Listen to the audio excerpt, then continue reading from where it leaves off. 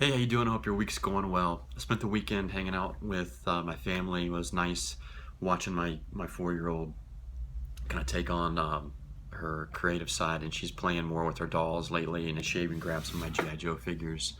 So that's really cool because I obviously I played with those a lot growing up, and so it's fun to watch her, kind of do some of the things that I used to do. But it's fun watching kids be so creative and be so free and lost in the moment. I'm wondering, like, what happens as adults that we lose that, and that we kind of lose this ability to tap into that creative side at times, or that even that daydreaming side, or just to get lost in imagination. And we tend to tell ourselves, like, well, that's not realistic, or we shouldn't be doing this, we shouldn't be wasting our time, but yeah, we still find ourselves doing it anyway, where we maybe on Mondays when we're resisting Monday and we're wanting to kind of let our minds go somewhere else, we find ourselves daydreaming. But if you've ever daydreamed about something that you really want to do, or something that you want to engage in, be it a job or like a hobby, or maybe like a dream vacation, or just something that you really want, what stops you from doing it?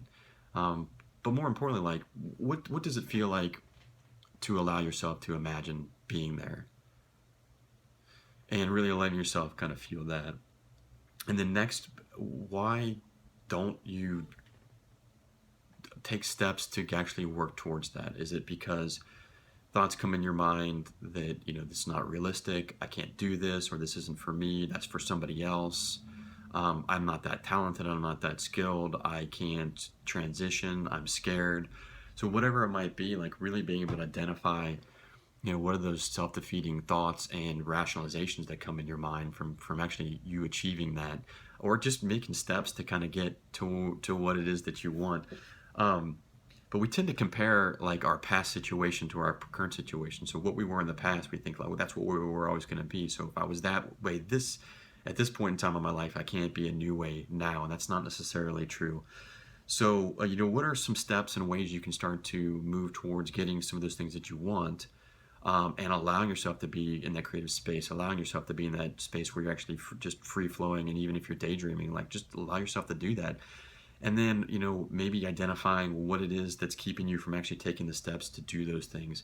But if you do get to the point where you allow yourself to make some of those steps, whether it's like planning a trip, or maybe like putting together a resume for a new job, or like creating a plan to actually start up your own business, or doing something that's outside of your normal routine that would feel like it's more towards doing something that feels right for you, what types of steps can you do to make that actually happen, and see what happens when you do that?